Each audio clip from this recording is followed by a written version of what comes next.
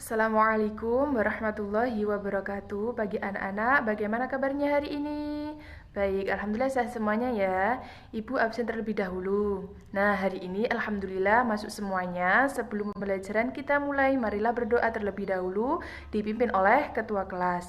Sebelum masuk ke materi, coba perhatikan di sekitar tempat duduk kalian. Sudah bersih atau belum? Kalau belum, bersihkan terlebih dahulu. Nah, Ibu akan menjelaskan tema 9, benda-benda di sekitar kita, subtema 2, benda dalam kegiatan ekonomi, pembelajaran 3. Nah, tujuannya siswa dapat mengamati gambar dan teks bacaan tentang interaksi sosial dan hasil pembangunan di lingkungan masyarakat, serta pengaruhnya terhadap pembangunan sosial, budaya, ekonomi masyarakat.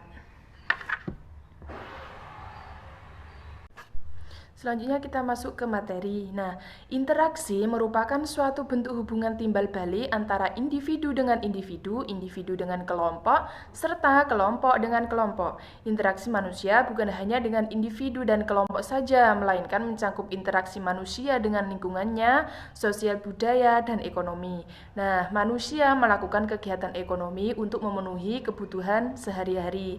Ada berbagai usaha dalam kegiatan ekonomi masyarakat Indonesia, yaitu pertanian. Pertanian di Indonesia biasanya dikerjakan oleh petani dan pedesaan.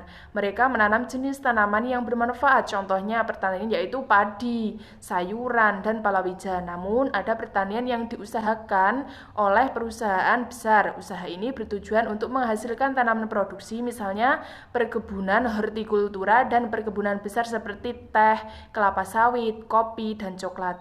Yang kedua yaitu perkebunan. Perkebunan merupakan usaha pemanfaatan lahan dengan tanaman-tanaman keras. Perkebunan dapat dibedakan menjadi dua macam. Yang pertama yaitu perkebunan rakyat, yaitu perkebunan yang dikelola oleh rakyat.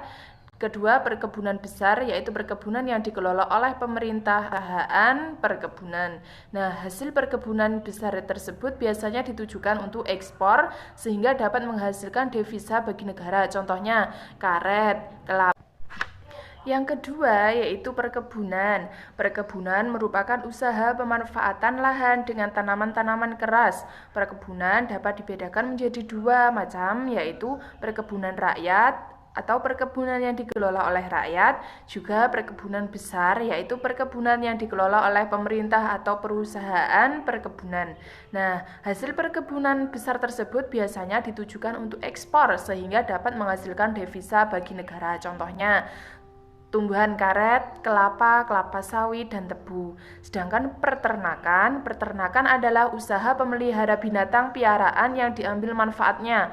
Usaha peternakan dapat digolongkan menjadi tiga macam, yaitu peternakan hewan besar, contohnya sapi, kerbau, dan kuda, hewan kecil, kambing, domba, kelinci, dan babi, dan unggas, ayam, itik, mentok, dan burung.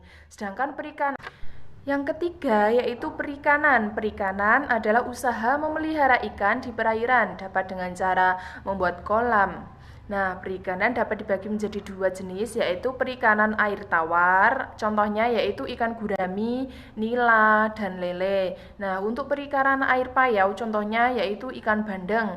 Nah, yang keempat yaitu kehutanan. Usaha kebutuhan dilakukan kegiatan reboisasi. Contohnya, hasil kehutanan antara lain kayu, rotan, damar, dan kemenyan. Usaha kehutanan berfungsi untuk menjaga keseimbangan alam sebagai tempat hidup satwa dan membantu peresapan air ke dalam tanah untuk mencegah terjadinya banjir dan tanah longsor.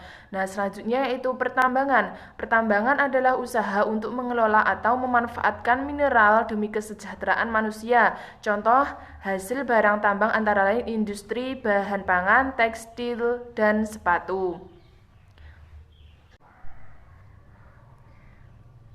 Nah, untuk selanjutnya yaitu perindustrian. Industri adalah jenis usaha untuk menghasilkan barang baru atau mengolah bahan baku atau bahan mentah menjadi bahan setengah jadi atau barang jadi.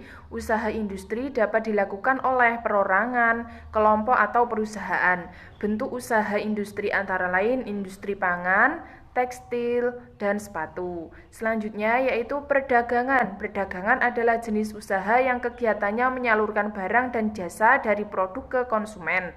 Barang-barang yang diperdagangkan merupakan hasil-hasil pertanian, peternakan, perikanan, hutan, dan barang-barang hasil industri. Perdagangan barang dilakukan melalui kegiatan ekspor dan impor.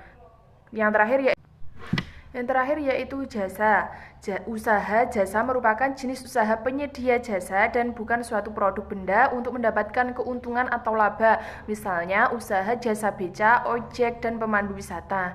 Nah, kesimpulan dari pembelajaran kita hari ini yaitu manusia melakukan kegiatan ekonomi untuk memenuhi kebutuhan sehari-hari. Ada berbagai usaha dalam kegiatan ekonomi masyarakat Indonesia yaitu pertanian, perkebunan, peternakan, perikanan, kehutanan, pertambangan, industri, perdagangan, dan jasa. Nah, pengaruh dari interaksi terhadap pembangunan sosial budaya dan ekonomi masyarakat yang pertama yaitu interaksi manusia yang menyesuaikan diri dengan alam. Contohnya, hidup dekat dengan sumber makanannya. Yang kedua, interaksi manusia yang menyesuaikan dengan sosialnya. Nah, manusia berhubungan atau berkomunikasi dengan manusia yang lainnya atau saling membutuhkan. Yang ketiga yaitu interaksi manusia yang menyesuaikan diri dengan budayanya, yaitu beradaptasi dengan perbedaan perilaku, adat istiadat, kebiasaan, dan lain-lain. Yang terakhir yaitu interaksi manusia yang menyesuaikan diri dengan ekonomi atau usaha atau kegiatan ekonomi seseorang untuk menghasilkan pendapatannya. Nah, untuk penugasan hari ini yaitu bentuklah kelompok beranggotakan 4-5 orang siswa. Nah, perintahnya bersama kelompokmu carilah informasi mengenai kegiatan ekonomi masyarakat di lingkungan tempat tinggalmu. Yang kedua, diskusikan produk unggulan yang dihasilkan dari kegiatan ekonomi tersebut. Nah, menurutmu apakah produk unggulan yang dihasilkan tersebut memanfaatkan barang-barang bekas atau tidak? Yang ketiga, yaitu tuliskan hasil diskusi kalian pada selembar kertas, kemudian kumpulkan hasilnya untuk penilaian guru. Nah, cukup sekian pembelajaran pada pagi hari ini. Wassalamualaikum warahmatullahi wabarakatuh.